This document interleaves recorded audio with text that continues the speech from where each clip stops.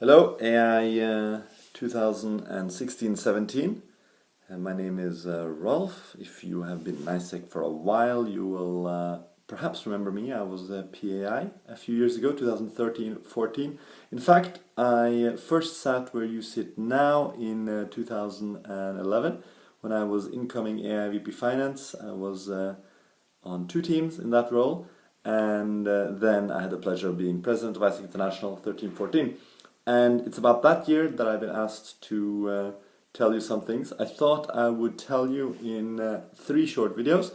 The videos are going to focus on what was the context of our year when we came in. And there I will use our team stand to explain it. Our team stand was Own Our Promise, Break Through Limits. And the first video will be about Own Our Promise, why that matters so much in that context. The second video will be about what limits we saw for the organization and why we thought it was so important to break through them. And the third video will be a little bit about what we thought was the legacy we left behind at the time and what we are proud of, what we think worked well, what we think perhaps wasn't taken forward. And yeah, hope you enjoy it. This first video will be about Own Our Promise. So I have been where you are in the first year of a midterm ambition implementation, but our year 13-14 was the third year. Third year, that means we were not in a position to design everything from scratch. It was not up to us to define where are we going, what does this mean, what we dream of. It was our role to take the dreams and make them reality, the dreams that were dreamt by other generations before us. And we had long discussions in transition in our planning as an AI team. Are these our goals? Do we believe in these goals? Or are these goals of someone else?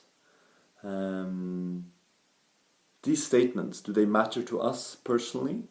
Do we believe in them? Do we believe it's possible? And what ISEC is this? What ISEC is these statements?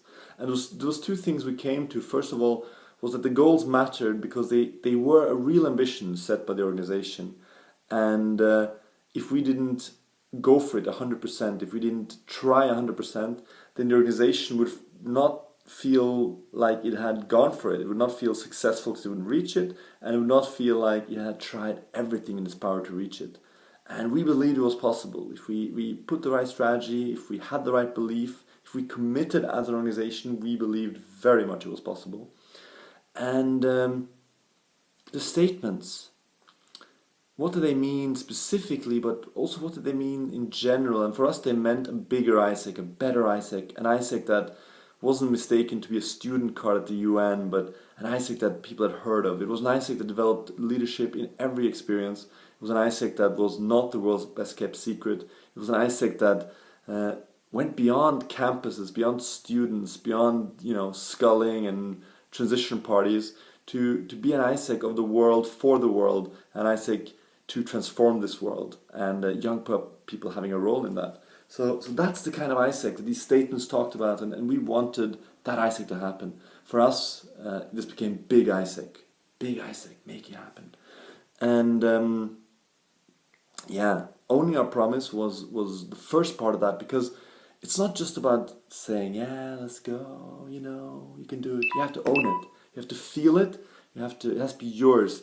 And for us, that became the first part for me as PAI, for us as a team. It's our goals. We believe it.